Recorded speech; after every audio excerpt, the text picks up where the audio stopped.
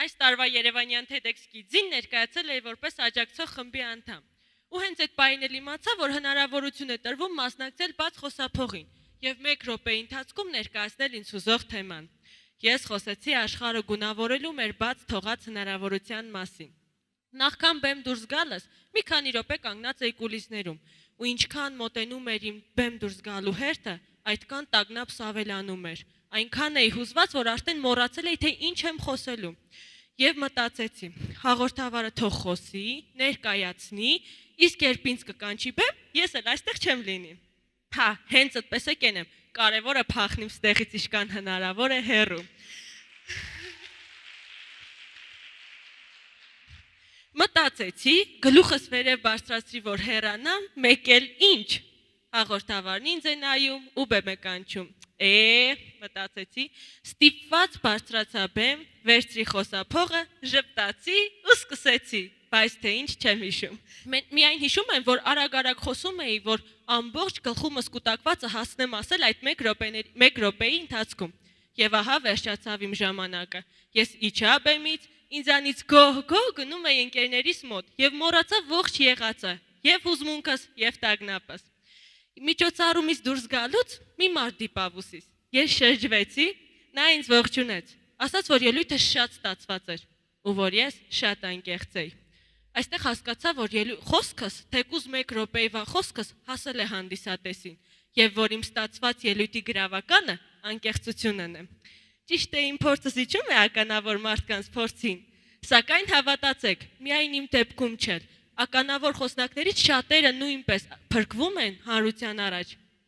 անկեղծության շնորհիվ։ Բոլորս էլ ճանաչում ենք հեռուստառադիո հաղորդավար Լարի Քինգին։ Խոսել է իմ համար կարևորագույն ուրախությունն է կյանքում, ասել է նա։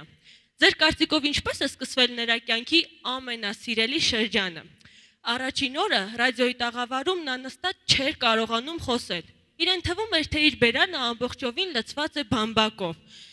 Իսկ ռադիո լսողները նրա ձայնի փոխարեն 15-ից 20 րոպե լսում էին միայն բարձրացող եւ իջնող երաժշտության ձայնը, մինչեւ որ բացվում է դուռը եւ տնօրենը գոռում է. «Այստեղ խոսել է պետք»։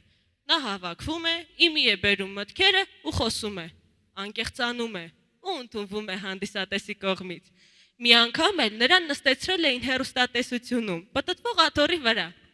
Իսկ նա մի քանի րոպե ուղիղ եթերում ծիծաղելի կերպով պտտվում էր։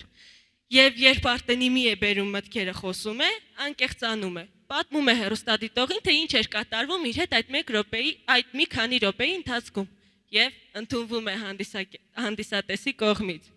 Իսկ Ստիվ Ջոբսը բոլորս էլ ճանաչում ենք։ Նա իր խոսքի ընթացքում պահպանում է մի քանի հստակ արտահայտված կանոններ։ Խոսքը ժեստերով, բաց դիրքերը,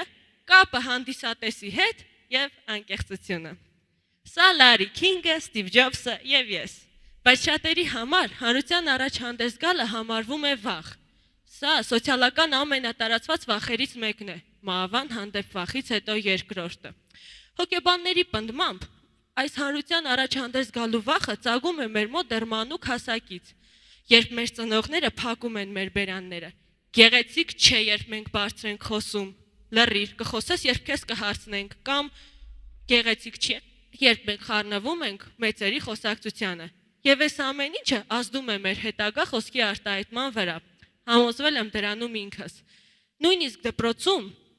մի քանի տարի առաջ ինձ մոտ հարց էր ծագում, ինչպես խոսել, ինչ ասել, որ ինձ լսեն։ Մանավանդ այն դեպքում, երբ նայում էի դիմացս եւ տեսնում էի, որ միայն իմ հասակակիցները չեն ինձ լսում,